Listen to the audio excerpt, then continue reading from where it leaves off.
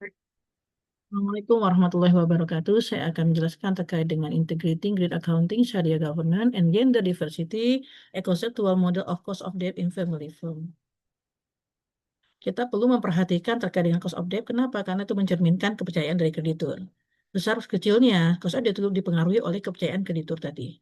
Dan kreditur tidak hanya fokus pada risiko keuangan, mereka juga akan perhatikan terkait dengan risiko non-keuangan seperti risiko reputasi, risiko regulasi, risiko perilaku manajerial, dan juga risiko konflik kepentingan jangka panjang. Penelitian sebelumnya meneliti kimia accounting, syariah governance, dan university secara terpisah dan mayoritas didominasi oleh agensi teori yang konteks family firm itu sangat jarang untuk dieksplorasi. Sehingga di sini ditawarkan suatu model baru yang menyatukan kim accounting, syariah governance, dan Boston University sebagai suatu mekanisme tata kelola berbasis nilai yang akan mempengaruhi cost of debt, di mana gain accounting dengan environmental risk transparansinya, kemudian syariah governance sebagai ethical and moral constraint, kemudian juga Boston University sebagai metering quality, dan cognitive diversity itu nanti akan memunculkan tingkat kredibilitas governance, ya, kredibilitas tata kelola yang lebih baik lagi, dan juga risk perception yang lebih baik. Sehingga nanti akan mengurangi informasi asimetri, kemudian juga akan menurunkan resiko gagal bayar, serta juga nanti akan menjadi jaminan reputasi yang lebih kuat.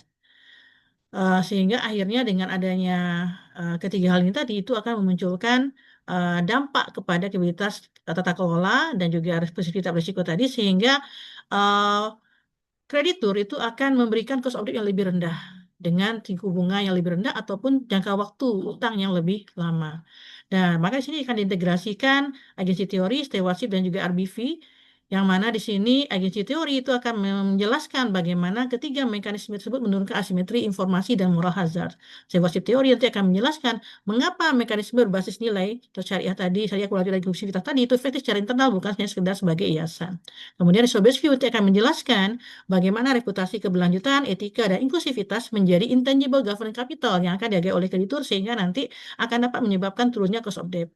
Dan family firm di sini tidak hanya diartikan sebagai struktur kepemilikan, tetapi mereka adalah institusi sosial dengan orientasi jangka panjang, reputasi lintas generasinya, sehingga nanti akan bisa memberikan suatu nilai yang lebih kredibel bagi kreditor, sehingga nanti akan menyebabkan suku bunga yang cost of debt lebih rendah, sehingga diharapkan berkontribusi kepada literatur dan juga nanti akan mengintegrasikan agensi teori, dan RBV menjadi keluarga sebagai penguat kredibilitas tata kelola.